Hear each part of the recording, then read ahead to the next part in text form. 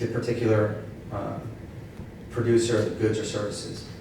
Examples of the descriptive mark with a secondary meaning would be something like sharp televisions. It describes TVs as being sharp, but because it's so widely recognized, it's developed a secondary meaning. The next is suggestive, which is similar to descriptive, but basically it requires an inferential leap between the two. So it requires you to use your imagination in some way. Instead of just describing the specific thing, it might sort of hint at it, but it doesn't necessarily describe it. So copper tone for sun spray, Greyhound buses, or Blu-ray DVDs, they hint at what they are, what the goods or the services are, but they don't actually say what they are. And then the last two can basically be lumped together, arbitrary or fanciful. Arbitrary is something like Apple computers, Dove, Mars candy bars, where it has no logical connection with the goods or services. Fanciful are just made up words. So Exxon, Xerox, or Kodak, those are all examples of fanciful marks. And those are if you're looking for a mark, arbitrary or fanciful is the easiest path to trademark protection. So as far as similarity, one of the most common reasons for the denial of an application is the likelihood of confusion. That means that there's a likelihood of confusion in the minds of the consuming public that the goods, that your goods come from the same source as another business's goods. So that can be through sound or appearance, the commercial impression that's created by the use of your mark, or the fact that the marks are so related to each other. Like I said, the McDonald's versus McDonald's. If it was McDonald's and they were selling insurance, because it's so different from the McDonald's that we know, there's a much greater likelihood that it will be able to be registered. Actual use in commerce is something that's sort of glossed over often with new businesses. They have a mark, they want to get it protected right away. They're gung-ho about it, so they put their logo and their name on their website, but that doesn't necessarily mean that it's actually being used in commerce. There's no connection to specific goods that they produce or the service that they're running if the business isn't up and running at that point. So when you file for a trademark, you can get, instead of actual use, you can file with an intent to use. And the process is basically the same, but you have 6 months from the time of registration to prove that you're actually using the mark, and then you have a couple additional deadline extensions if you promise to use your mark going forward. But that is a very brief recap of trademarks. And next up, we have Bob. Thanks.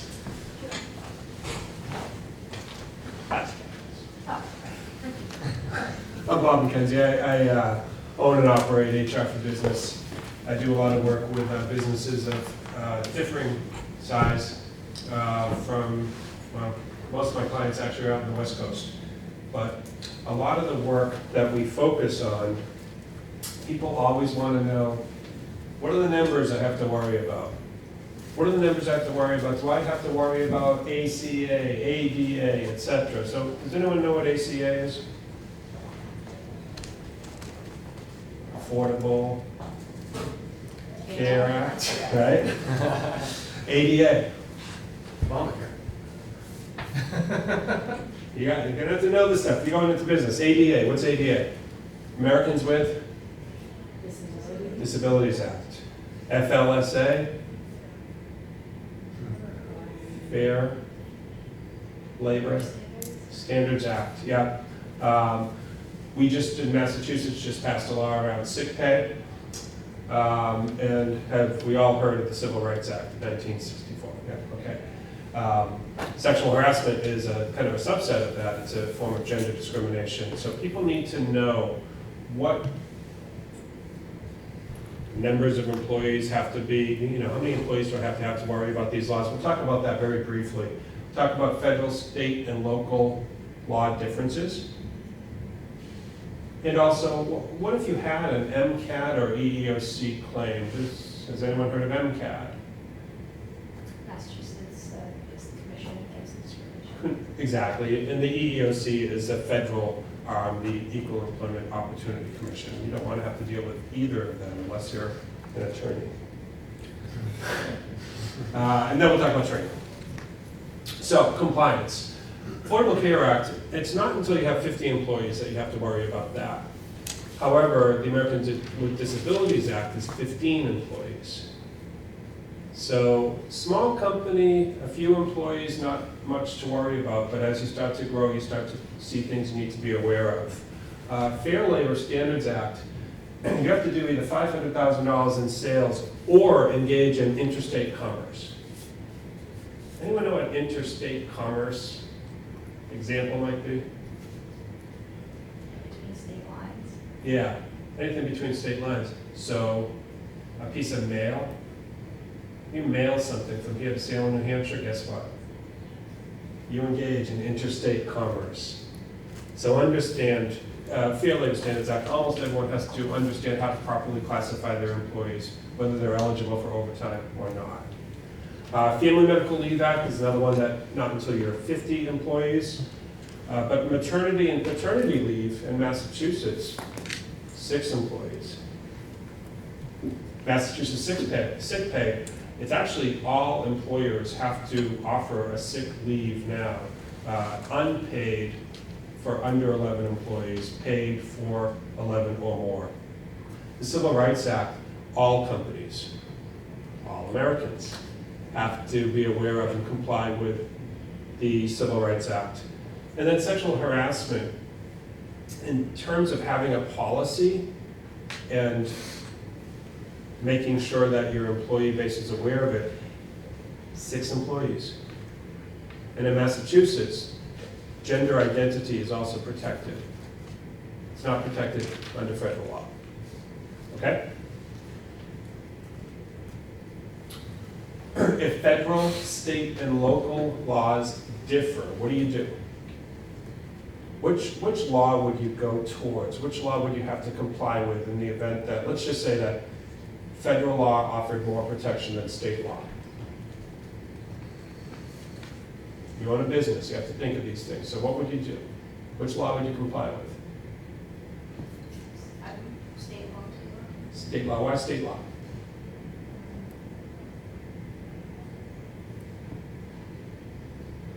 Because you're doing business in the States, So actually, it's the law that provides more protection to the employee. So gender identity is not protected under federal, but is protected under state. Therefore, we follow state. And if the flip were reversed, you'd follow federal. So just keep in mind, whatever offers more protection to the employee is probably the best way to go. What if you don't know? What's your defense? I didn't know I was breaking the law. Oh, that's okay?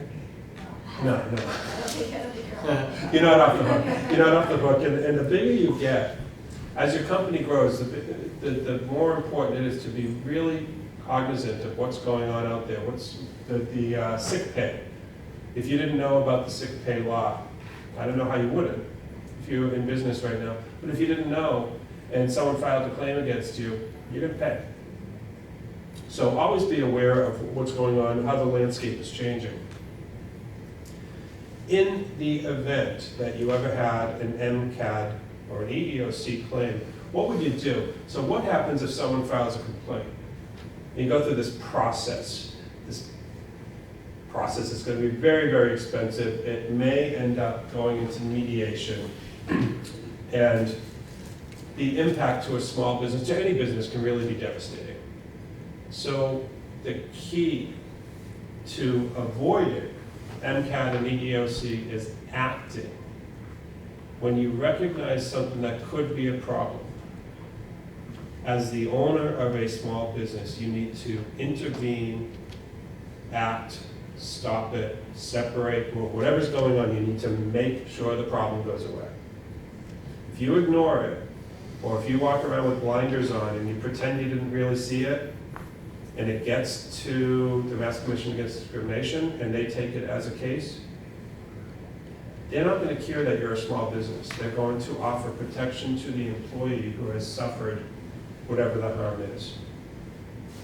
So, understand that there is a process in place that employees are becoming more and more familiar with. These laws, anytime someone breaks the law, you're seeing about the big settlement. So employees are becoming more familiar with it. Understand that you have to address it. You have to recognize that there can be a massive cost. You might be paying $400 or $500 per hour to an employment attorney. You're doing depositions, you're going through just an immense amount of paperwork. So all of that comes into play. You may be forced to mediate. If you're forced to mediate, that means is you're basically agreeing that there's going to be some sort of a payment. It all depends on how much. And the impact to a small business? Who knows? You do $1 million in revenue, and there's a $60,000 judgment against you. If you have a small profit margin, what might that do? Okay? So, how do you prevent some of these things? Training. Make sure that you're aware of and providing your employees with training around harassment prevention, interviewing skills. Why might you have to be aware of interviewing skills? Things you might ask, they might mention someone when they might get offended by something. Sure. You might inadvertently ask the wrong question that goes down the wrong road, and then if you don't hire someone, maybe they sue you, right? Things like that. Make sure your employees and eventually your managers are aware of what the laws are. I call it Management 101. It's very straightforward. Teach your people, spend a couple of hours training them. When you train them, what happens from a legal perspective, Travis? If you're defending my company and I've offered training to my people, is my defense stronger or weaker? Oh, it's much stronger, Why? because you can demonstrate that you took preventative, proactive measures prior to that you gave your employees the information that they needed to avoid these things, that you didn't just turn a blind eye. Right. Yeah, and it cuts through actually all of our businesses, really. And Albert, who's going to speak to us in a little bit, will talk to us a little about IT, but social media. Now, if you don't have a social media policy, you're probably behind the times at this point, but the kind of the dance you do between HR and IT with respect to social media is a tough one to manage. What do you... Block it all. Block it all. Yeah. Block it all. Right. No, we encourage our clients, when we do a risk assessment, figure out, what apps are allowed in. Does the marketing department need Facebook for a legitimate business purpose? Are they promoting their business through Facebook? Allow it for them. Does the intern need Facebook? Probably not, unless it's a marketing intern, So, yeah, and there's technology out there to allow in what you want and restrict access, filter out content, social media content. And as your small businesses grow, you'll see kind of how HR and IT have to partner together and one has to be aware of what the other one is doing because there's so much interplay with the two groups. So that's all I've got. Real quick overview of kind of the importance of HR, and Danny Edgecombe's going to come up, right? Danny, right? Yep. Oh, sorry. Industry-specific training. Industry-specific. If you're in the construction field, for instance, you're going to want to train people on OSHA, etc. Sorry about that. So Danny, come on.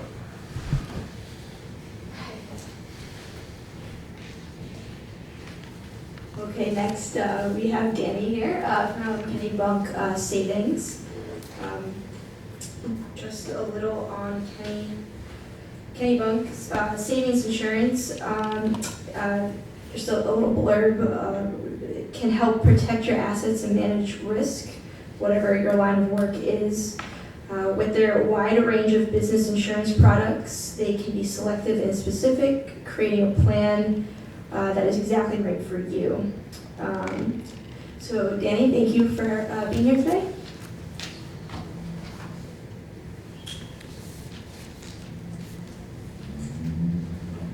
Good afternoon, and thank you for having us come down today. So, now that these guys have petrified you into not wanting to open a business, we get to tell you how to protect it a little bit. So, we'll dive right into some of the information about commercial insurance, which will help you protect your business that you're about to start. Just a general overview and an outline of what we're going to talk about today. What insurance do I or we need, depending on how you're structuring a business, just like Travis and Eric also started to talk about when they're structuring everything. But lines of insurance that you might possibly need, a general liability policy, property insurance if you accumulate some assets or start out your business with assets. If you do any type of traveling for the business, certainly a commercial auto policy for either your vehicle or a fleet of vehicles that you utilize in business operations. Workers' compensation is the largest one that we'll talk pretty in-depth about today, particularly because in any state that you operate where you do have employees underneath your company is a requirement by state law. What umbrella insurance is and why you might need it, and then we'll talk briefly about a couple of things relative to contracts and certificates of insurance, additional insured status, and what if you're actually a tenant in a facility, what kind of things might you consider like betterments and improvements and contents. We'll start off with general liability. Your general liability coverage, we call it commercial general business liability, really protects the company and all of the assets it pays for and its obligations. Most commonly, we in the insurance industry really talk about this as almost like a slip and fall type insurance. There's also some completed products and operations, as well as fire legal liability that comes along kind of in your package of general liability insurance. But if you think about someone that came onto your premises, wherever you might be operating, if someone did slip and fall and there was a negligent act on behalf of you as the organization, they could in turn sue you for that. And if you were found negligent, where a doorway was in disrepair and that person tripped and fell, they could actually come back at you for some damages and some medical costs associated with that.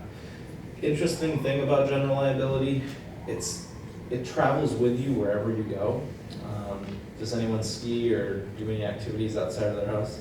All right, so if you think about your personal insurance, for example, most people look at their homeowner's policy and think that it's just specific to their home or their property that they own. But if in your case you were skiing out on the mountain and you cut somebody off and caused bodily injury to that person, your liability element to your homeowner's policy would actually help protect you in that circumstance. That's one of the things most people don't realize. It does actually follow you. It's a worldwide coverage where you go, and it can also be a U.S. territories coverage depending on your provider. So that's an element of general liability that's there. It can also protect you against some liability as a tenant. So we talked a little bit about being a tenant in an actual building. There's a break point or a line where your liability picks up, so it's anything that you could potentially be negligent for. But let's say that same trip and fall scenario, if you were a tenant, if it was on the building owner to actually keep the building in a good working order and general repair, the building owner's policy would actually pick up on the general liability side there. There's a couple interesting pieces of general liability that remove some exclusions. So for example, if you're an attorney, if your professional liability would actually be excluded from your general liability. So not only do we charge you on the premises liability, but if you're offering a professional service, we would actually charge you on your professional exposure as well. So things like doctors, lawyers, accountants, anything where there's a professional opinion being offered would typically be excluded from a general liability policy. So very important if you're getting into opening your own business that you're consulting with an insurance agent that's reputable and is a trusted choice agent where they have access to multiple markets and can get out there and shop your insurance for you, keep it competitive. general liability perspective, if you're considering opening a new business, it can be difficult within your first 3 years of operations to actually secure coverage in what we call a standard market. They really want to try to see if you can get some experience underneath your belt. So if you're someone that has experience in the field of business that you're trying to open up, it's certainly going to help you from a premium standpoint on the general liability. It's not to say that you can't get coverage, but it is certainly easier if you have some experience in that field. Or, for example, have been to school or had a management position in that field. So the other piece to general liability, we talked a little bit right in the beginning, but it can also cover false or misleading advertising, including libel and slander, or copyright infringement. So you can really see how all of the folks that are here today providing some information, we are all intertwined throughout your process of starting a business. So very important to sit down and have a team of professionals outside of your business to kind of make sure that they're filling those black holes and gaps for you. The next piece on the agenda is property insurance. So as you continue to operate your business and get things going from the ground up, you might have an element of property that you're looking to insure, whether it be a business structure that you've built to start operating your business. But the commercial property insurance really covers you for any loss or damage due to your company from a variety of different things. It can be smoke related from a fire, it can be a fire itself. There's also a weather element that's there, which start to get really fun as we do some remapping and you get really close to the coast. Property insurance rates have gone up recently because of the tracking of storms and hurricanes coming up the East Coast. As you get to be more of a landlocked state, you have different worries like tornadoes and wildfires that we're seeing in the news today out in California. But definitely another one of those things, when you think about starting your business, as you start to acquire assets, you want to make sure that those assets are protected. So in the event of some catastrophic event that comes out, it's not something that's going to bleed your business to the point where you actually have to shut down. So the property insurance is pretty broad. It can include lost income. Anyone want to take a guess what lost income might be? Kind of one that raises an eyebrow to most people, but if you do think about your business going down, if it was a building that you owned and needed to conduct operations or continue to conduct operations, you'd want to make sure that you still have that income stream coming in. That's an element of property insurance. It's called business interruption. Usually it's written on an actual loss sustained basis for a 12-month period, but you'd have those dollars coming in from the insurance company to continue to carry your debt service or whatever normal operating expenses that might continue.